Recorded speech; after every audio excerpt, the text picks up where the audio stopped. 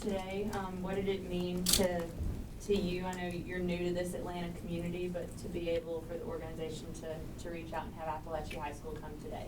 Well, to me, I think it's incredible that you get a chance to see, some young kids going through some tough stuff. We think we have it tough, but now they're life tough. And you got to understand, to me, I always look and say, man, what are they going through? They got to go back to the school where it happened. So when you get a little relief and you get a chance to kind of love on them a little bit, I think that's special for our guys. We're NFL guys, but we still understand what caring means. Going back to the game on Sunday, I know that Justin Fields' passing chart came out, and it was like there was nothing in the middle of the field. And Arthur Smith said, because of the respect that I have for Jesse Bates, he's like, we weren't going to even try it. We wanted to make sure he didn't wreck the game. From your perspective, do you kind of foresee that maybe becoming a trend, that there has to be this level of respect for the middle of this secondary with Jesse and Justin? Well, when you look at it and you look at what Arthur was talking about, because I looked at the passing chart also, and they were all outside the numbers. And, that's one thing that we have to be aware of as coaches, too.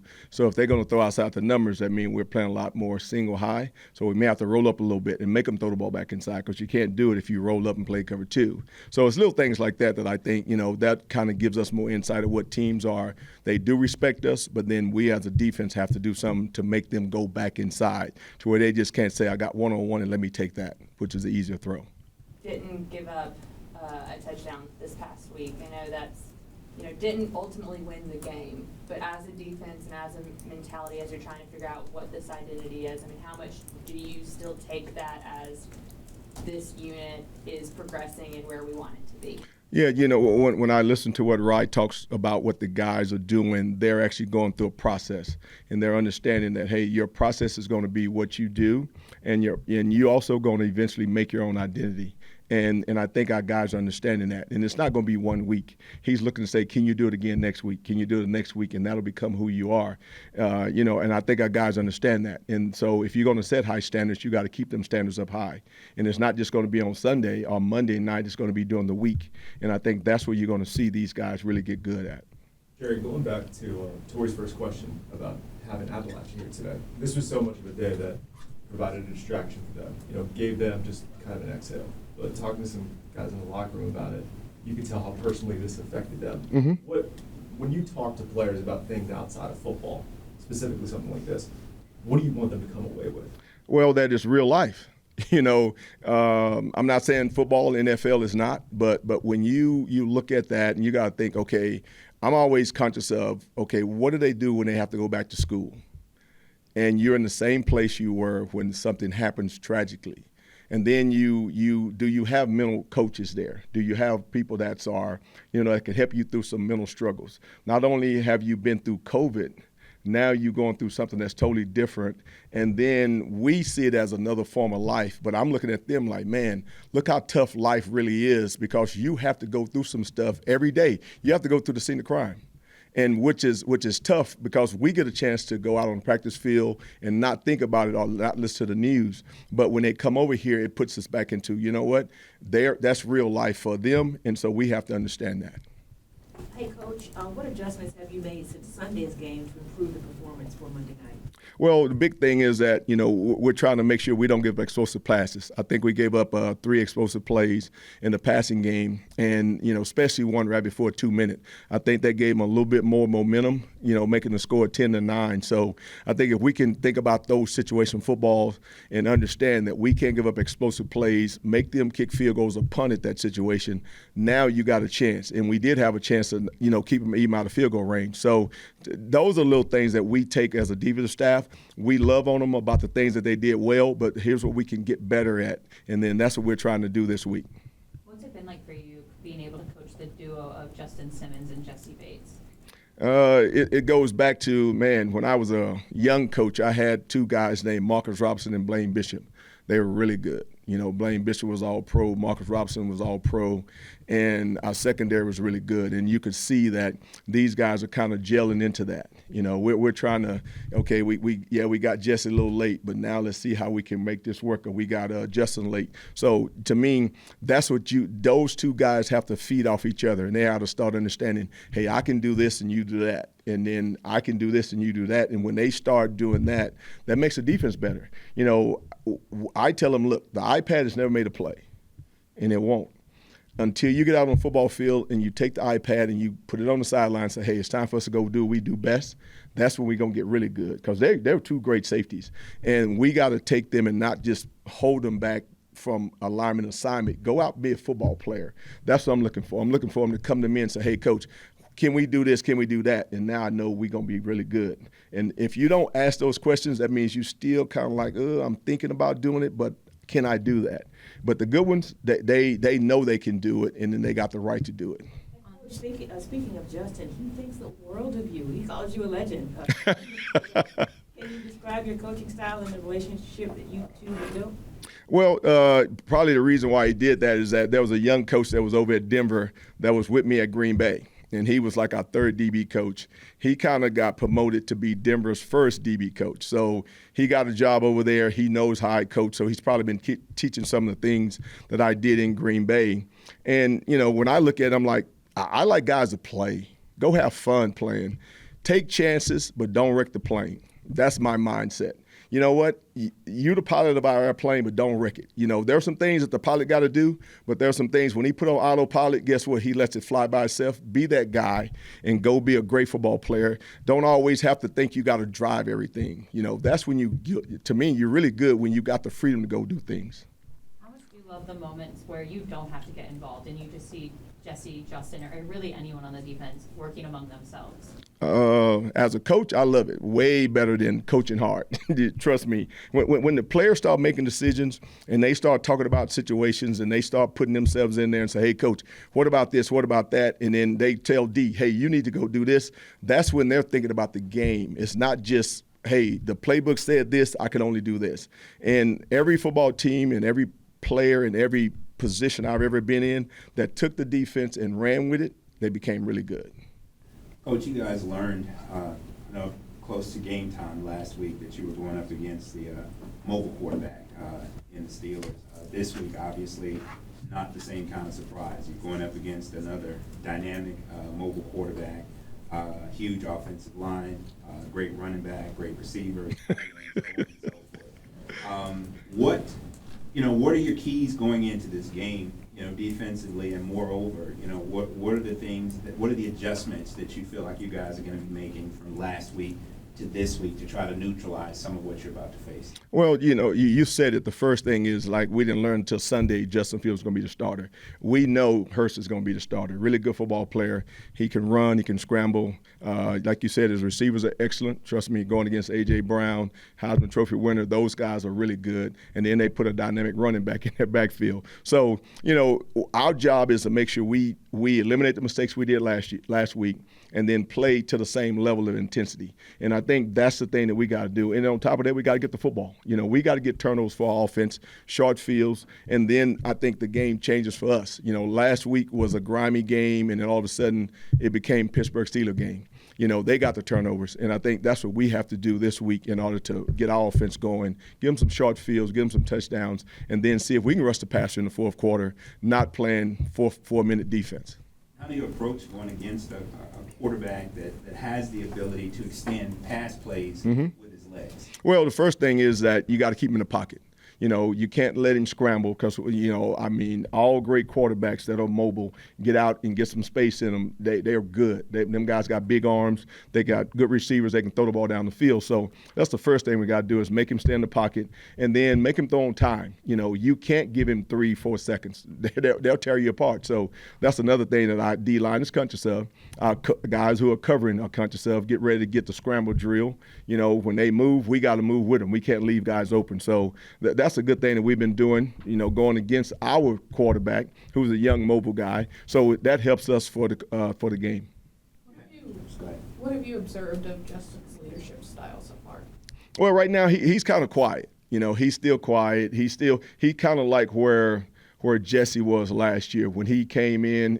People was looking for him to take over, and I'm like, players don't take over when they first walk in the locker room. That's never like that. That's more demanding. They let they play take over, and then once they get good and they see you, everybody sees that they're good, then they take over. And you can see how Jesse kind of took over once he started making his plays. That's what I'm waiting on Justin to do, and he's probably waiting on the game time. Like, you know what? When I get a chance to make a play, then they're gonna see that I just put another uniform on, but I'm still that guy that was in Denver, and now he can start demanding more from everybody else. But players don't do really walk in the locker room and say they demand this. They play does that. Jesse talked about being more intentional about being vocal and that leadership, and I think he even mentioned a book you recommended. I'm forgetting what it was called, but how have you seen him kind of grow into that more this season? Well, like the book that was called Twin Thieves, and basically what it talks about is leadership led. And you have to be the guy that's leading, and it's by example, not by talking. Go do it by doing, so everybody else behind you starts seeing that, and they'll do it. A lot of times leaders think I can tell you what to do, and then you'll go do it. That doesn't work in this day and age. You have to be the example, and so I'm trying to get them to understand. You may have to go buy the snacks for the room as a leader, because it used to be a rookie's job. Well, you be the leader, so now they see you doing it, then they'll volunteer to do it. So now there's examples that you're putting out there, and now when you go in the locker room, you could demand more from them because you've already done it. Coach, you had two of your young rookie defensive players in Dorless and Root out last week. Are you expecting to activate those guys this week, and how are you looking at using them? Well, the good thing is that we got like about 7 or 8 good defensive linemen. So it's tough, and I know Rye and Jimmy and those guys are kind of talking about who's going to be up. And that's the good thing, because we do have a lot of depth at that position right now. Thank God there's no injuries. So sometimes it falls on the young guys to not be in, and that's what happened to them last week. And we tell them, hey, keep playing, because you never know what's going to happen during the course of the week. You have to keep your knife sharp, ready to go, because if something happens, you got it in your numbers call, you have to be ready to step in. And good football teams, they don't wait on you. So if you're a rookie and you expect for us to wait on you, you're going to get left behind. So they're learning that. They're actually learning how to practice and saying, you know what, I may be down on Sunday, but I'm still going to practice like I'm playing on Sunday. Because you never know in this league. Trust me, one play and then you're starter. To that point, I know that Mike Hughes played the vast majority of the defense snaps, but y'all also got Clark in there for, I want to say, 10, 11 reps. To the point of what you're talking about, is that kind of what the game plan was for Clark, getting him in there as well to keep him ready? Yeah, it was, because, we do have 3 or 4 good corners. We got D who played well at the nickel spot. We got Mike Hughes who actually played good. We also got Clark, who got drafted last year, who's a rookie. He was kind of up and down, and now all of a sudden he's steady. Had a really, really good training camp, and we expect for him to play a little bit more, because if we got guys that can play on the football field, we need guys that's going to help us win games. And that's what we're looking for. We're going to try to see if we can get Richie in there also. Like I said, we got 2 really good safeties, but don't leave Richie out, because Richie, he deserves to go out there and play also.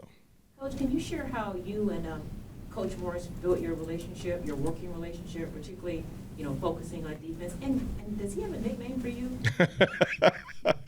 You got to ask him that one. But what's funny is that I'd never coached with Coach Morris, never been around him. Understanding that when he got the job, we just kind of talked. It's like, hey, this is what I expect out of you. This is what I want out of you. And then, you know what? Take it and run with it. And so, trust me, I've been around enough to know if you give me this here, I'll make the best out of what you give me. And that's what my role is. We'll start off first with the visitors out at practice today at Yes. High School. What did it mean to you personally to see the organization kind of welcome them with open arms, but also what do you think it meant to the players out on the field to have those moments with them?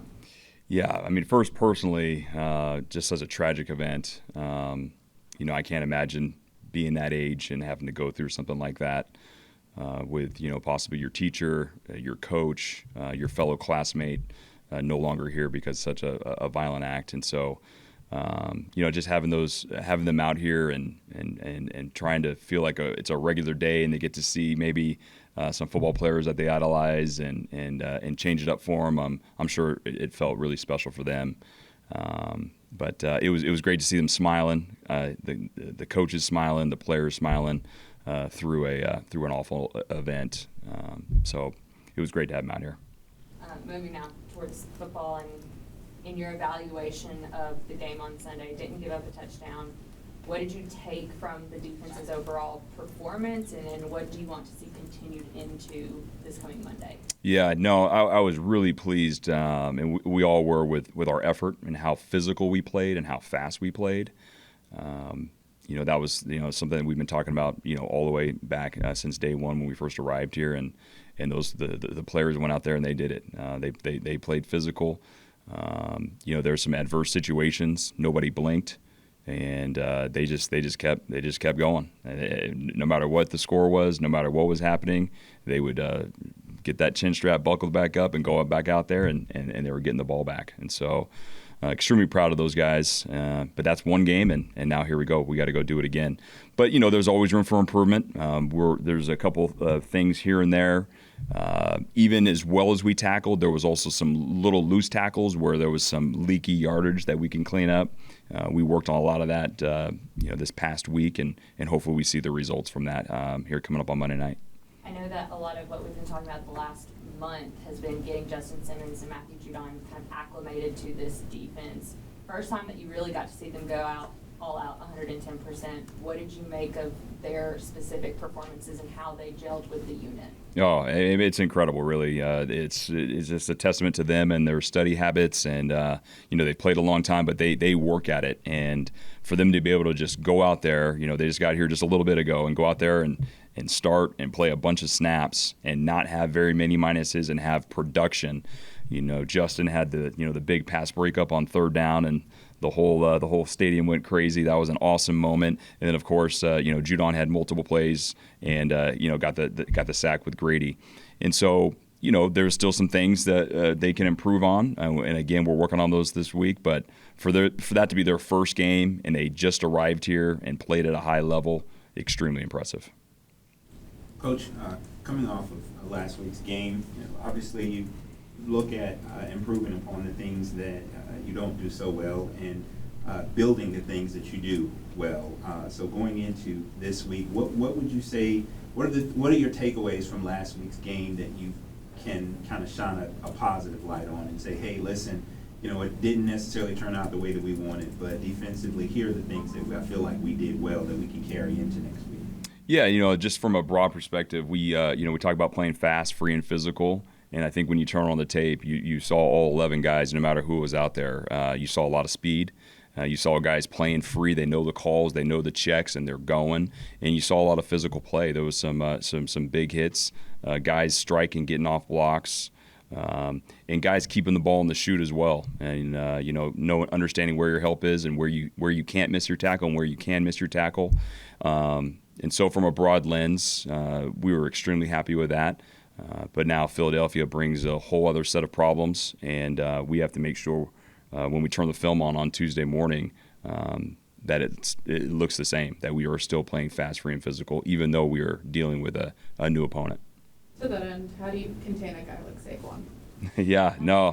And we could just keep going on and on with the players that they have, and in Pittsburgh also had a lot of talented players. But you asked specifically about Saquon, incredible player. One of the top running backs in this league for the last few years, and had a really big time game down in Brazil. He's strong. We have to be gap sound. We have to shed blocks, and we have to hunt in packs. And we can't leave it on one player to get him down on the ground. And so, we were able to do that this last Sunday at a pretty high level. And now we have a different running back, a different scheme, a different offensive line, all other weapons around also, because we can't just hone on Barkley and all of a sudden some other players that they have will start opening up as well. So it'll be an extreme challenge for us. And Coach, how do you see the new defensive additions enhancing the team's overall performance? I'm sorry, it got cut off. I'm sorry. The new defensive players that you have enhancing the team's performance. What are your thoughts on that? What do you see their role? Yeah, no, I think, the production I spoke about with the new players, I think that obviously helped us. But really, the leadership of both of those two men, speaking of Justin Simmons and Matthew Judon, you could see that they have leadership traits and them going here, lead by example. But also now that they've been in the building, they're able to vocally, ask questions and lead by example. And I've been able to see that, and the coaching staff has been able to see that inside the building and out on the practice field. You had to plan a little bit for a mobile quarterback last week. I know it was up in the air who was going to go in the end, but do you enjoy doing that? Because now you have another one on tap. Like, what makes game planning against someone who can scramble in such a way enjoyable? I don't think any of that is enjoyable, but it's. I'm glad you think. I'm glad you think so. Yeah. No. Sit, stay, don't roll. Right. I guess I could say we all enjoy the challenge of playing against the best players in the world, and Jalen Hurts is definitely one of those. He's one of the best players in the world, and he has. There is some carryover from last week in terms of an athletic quarterback who can throw it and can run it, and it's a two-dimension thing. You have to worry about that. So there's a little bit of carryover there, but. Every week it's always going to be somebody that's just, one of the best players on the planet, and we have to, devise a plan and a scheme and be on our keys to go try to handle and take care of business. But Jalen Hurts will definitely be a challenge. He's played at a high level for a long time, from high school to college, and now here in the National Football League. And it will be fun for you to watch. It'll be a challenge for us to stop him. Yes. Coach, speaking of Jalen, you're talking about a quarterback that has an innate ability to extend pass plays with his legs, happens to have a mammoth line blocking for him. So as it relates to a defensive front strategy, what kind of adjustments do you make, with this deep rotation that you have with your D-line? What kind of things are you doing to neutralize what they're able to do well, including but not limited to extended plays with his legs? Right. Are you with the Philadelphia Eagles? Do you want me to answer that question? No, I'm just kidding. But no, there's going to be things we do, strategically to help obviously stop Barkley, Jalen Hurts. We haven't even got to the wide receivers, the tight end. But yeah, we had, we're in the film room. There's a lot of feedback between all the coaches, and then even when we go in with the players, we go through walkthroughs, go through practice. A lot of feedback with our players. We have extremely smart players. Do they see it this way? Hey, does this sound better? There's a lot of give and take, going back and forth. And this process that we go through from the beginning of the week until the end of the week, it all comes together nicely, and we all feel great about the plan, and then we go cut it loose on Monday night. And so all of those things that we're doing are in-house, out on the practice field, and it's awesome that we get to do it collectively, players and coaches. There's been a lot of discussion from the defense this week about feeling I wouldn't say content with the effort, but proud of the effort of that, but needing more turnovers. Exactly. So what does that emphasis look like when you're game planning this week? Yeah, again, usually turnovers come over, they happen when you play with physical play. And we were close, but close was 0 last week. We didn't have one. We could have had 3. And so we just have to continue and worry about the process that we go through. How we watch film, how we study, how we practice, how fast we play, and play with that physicality. And we believe when we do that, the turnovers will come. We were close last week, and now we just got to believe in the process, and the results will take care of themselves. We were talking a little bit with Jerry about the philosophy of getting some guys some reps. Like, I know Mike Hughes had about 87% of the snaps, but also getting Clark Phillips in there a little bit. Jerry mentioned maybe trying to get Richie Grant in there a little bit, despite having Justin and Jesse. Can you kind of speak to that philosophy of hey, yeah, we feel good about where our starters are, but we still got to churn beneath them as well? Oh, yeah, no, 100%. This is a very, very violent game, and injuries have happened, and injuries will continue to happen. And so we're always training, the next guy at every single position. And a lot of players have also earned the right to get some snaps, like some of the players that you just mentioned. And so we're constantly getting ready and preparing the second guy, the third guy. All right, if this guy goes down, we have to slide this guy over here to make sure we shore up the defense. And so those plans and preparations are done well ahead of time. And when we are able to put guys out there and get some quality reps like Clark did last game and some others that you mentioned, those are valuable banked reps that they'll be able to use in the future if it is their turn to now be the starter, whether they end up earning the spot or by injury they have to play as a starter. Looking at the wide receivers you're going against, last week, I don't know if you saw Justin Fields' passing chart. There was no passes inside of the numbers. Looking at these wide receivers and even their tight end, how do you get them inside of the numbers to potentially have turnovers with the safeties? Yeah, so that's the thing about defense. We have to react on defense. We're in reaction to whatever the offense is giving us. And so, if they decide to run the ball to the right for 60 plays for 60 minutes, then we're going to have to chase down to our left every single time. If they decide to throw the ball, to their left, to our right, then we have to go react to our right. And so we're really at the mercy of being reactive to whatever play presents itself. And so our guys just have to read their keys and trust their keys and trust the play call and trust their brother next to them, to their right, to their left, in front and behind, and then here we go. If an offense decides not to throw the ball in one direction, that's the offense's prerogative. They can do. They dictate the play, but then we got to react after that. I hope that makes sense. Yeah. So Justin, the Eagles' offense is known for their size up front, the big playmakers, receivers, quarterback that can move. What are some of the keys for the defensive back group for success Monday night? Yeah, we have to really be tied in on our keys up front. The run pass keys are going to be super important, but. Philly's done a really good job. Obviously, we have one game of tape and then going off some of last year's tape and things like that. They just do a really good job of explosive plays, both in the run and the pass. And, for us, it's going to have clean, solid technique, and we just got to have clean vision on the things that we're reading, right? Those are going to be really important. And so eliminating explosives is going to be number one on our list. Obviously, that starts with stopping the run. But they're a really talented team. And so, if we have any chance of winning on the road, we're going to have to play lights out defense. What can you take away from week 1, even though it was a strong performance, and improve on in week 2? Yeah, there were some things that we did well, but I think situational football, like giving up that field goal right before half was tough. And, we talked about that. And that was a complete unit thing. I mean, coaches, players, everyone was holding each other accountable. So that'll be fixed moving forward. And I think there's just little nuances, right? Like there's obviously from the turnover perspective, we lost that battle 0-3. Defensively, man, like we just got to find a way to get our offense the ball in a short field, right? That gets momentum back. That just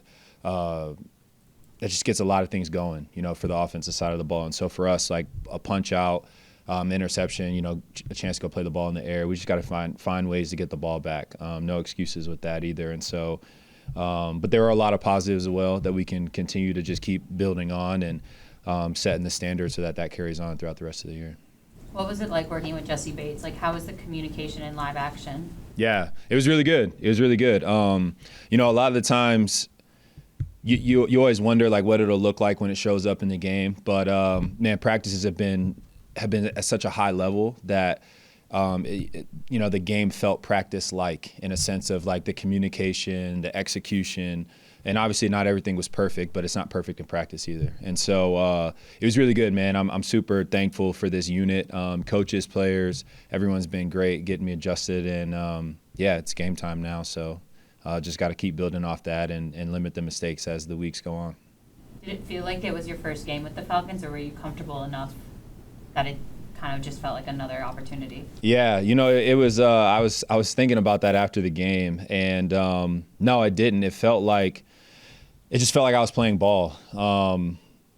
You take the stadium and the lights away, and again, like you do this for so long, and you try to emulate as much as you can in practice. That's just what it felt like. It felt like home. Out there playing ball. Obviously, the people are different. Scheme can be different. The colored jersey in front of you is different, but it's just ball, and it just felt good. It felt right. It felt like I was at home. Out there making checks, flying around, making plays. It just felt really good to play again. Can you share how assistant Coach Jerry Gray has helped you improve your performance for Game 2? You know, how you've been working together, how you feel that's going to impact the game? Yeah, Coach Gray is awesome. I've known about him from afar, and I'm so thankful that I've had the opportunity to work with him and continue to work with him. He has been an unbelievable asset just in my 3 weeks of being here. And already my knowledge of the game, I feel like, has skyrocketed. You know, getting to talk to the guys about how Jerry operates and you know, the knowledge that he can bring to the room and what they've seen that he does really well and things like that. So Jerry's been unbelievable, and I can't wait to continue to learn from him. And, I mean, he's a legend, so I can't wait to just keep working with him. Since you are still new with the team, what was it like watching the leaders speak out after the loss? Yeah, that was huge, right? And everyone around the league talks about it, not just us here, but you know, the best teams are always player-led. And you know, that was one of the things that when I had mentioned about like the free agency process of being here, like this, in times like this, and it's only week 1, we got a lot of the season left, but in times like this, you know, you want to know like how bad does the team want it, and it doesn't mean the ball's always going to roll your way. But I already knew that was the culture set because I asked those questions, right? And Grady and AJ and Jesse, you know, all those guys, man, I felt that energy and that presence, right? And then those are just the guys that I met at dinner. And then as I've been here, right, the Jakes, obviously the Kirks, you know, Chris Lindstrom, like there's guys here that like you see it tenfold all across the unit, and it's just important to have. And it does, like, again, doesn't mean that you're always going to get things right. You know, sometimes you just got to trust the process, but things are moving in the right direction, and I'm really, really, really excited to see where things end up. Justin, you said your defensive keys in large part based off the opponent that you're going to be facing. Yep. Obviously, Jalen Hurts is a dynamic quarterback. Mm-hmm.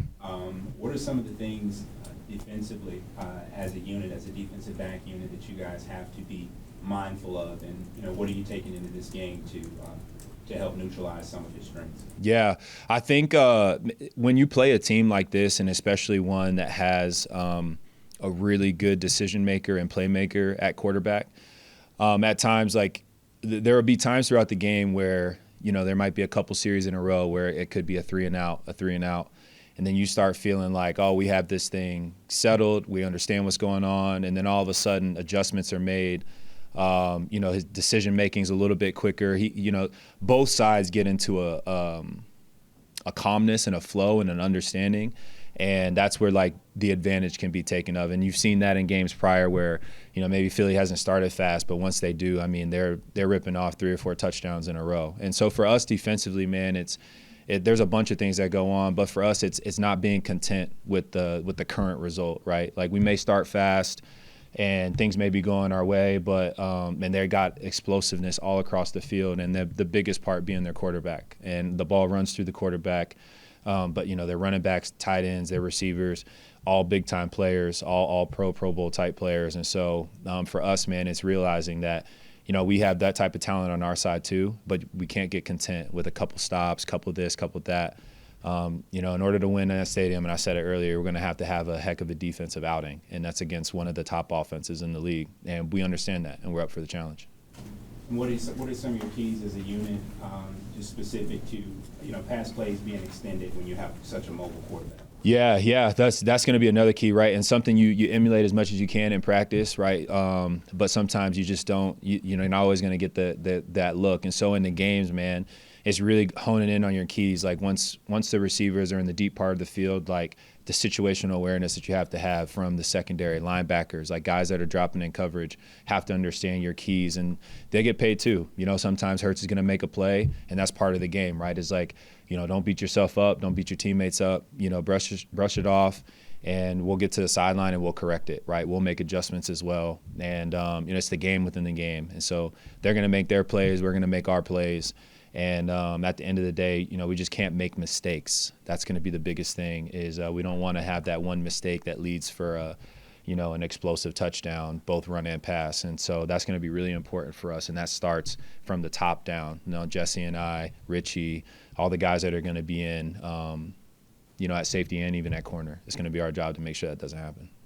Does having your own film against another mobile quarterback in Justin Fields last week help for this week? It definitely helps a little bit. You know, every mobile quarterback in the league always plays things a little different. Some are mobile to still throw, some are mobile to run, and different schemes will adjust to that offensively. So it definitely helps. It doesn't hurt, but yeah, you know, Hurts is in another category as well, just because he has, you know, the type of guys that he has around him, you know, and the offensive line that he has, and things like that. I think the world of Kellen Moore as a play caller and what he's accomplished, and so yeah, I'm excited to compete against those guys. It's fun when you get to go against some of the best. Since signing with the Falcons, actually moving here to Atlanta, you know, what are some of the things you've particularly enjoyed about living here and, you know, playing in Atlanta so far? Yeah, you know, I was saying this when I went to is it the Dirty Birds rally? Is that what it's called? Right before the season kicked off, and you know, you go to, every team has something like that, right? But it was cool going down to Atlanta and seeing the fans and the culture. And then, you know, 2 Chainz is performing, and you know, I'm in Atlanta now. You know what I mean? And so it's just different, but it's a good different, and it's fun, man. And I've been embraced by the fans and the team, and I'm really thankful. The Lord is so good, and I feel like He's placed my family and I here for a specific reason, and I just want to win, you know, at the end of the day, and get back to winning. And yeah, I'm excited to have that come here and for the city to experience that and rally behind us, and we got to go earn it. Jesse, on last week's game, you know, obviously you're not just you are focused on the things that you want to improve upon, but you also look at the things that you did well to continue to build upon. What are you, coming out of last week's games, what if anything, are some of the things you feel like you guys did well as a unit? Yeah, I think that obviously Pittsburgh hit a couple of explosives, but none of those were because of communication errors, and I think that's huge. I think when you eliminate the communication errors, I think it reduces the chances of more explosive plays happening. It doesn't mean that they won't happen, but it reduces the chance of them happening, and obviously that will help your chances of winning. So I think that was really good, and something that, since we did it week 1, that has to be the standard moving forward, right? And you know, another thing was I think when you watch the tape, a lot of the times you try and pass the eye test as a defense. Like, are we actually running to the football? Are we flying around?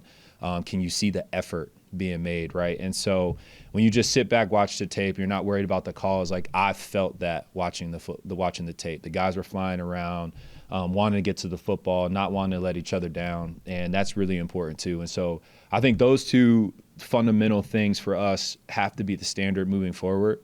And we'll continue to work on, you know, all the other little things that we did well. But I think fundamentally as a defense, you know, you always want those 2 things, because when you have those, you always have a chance to win it.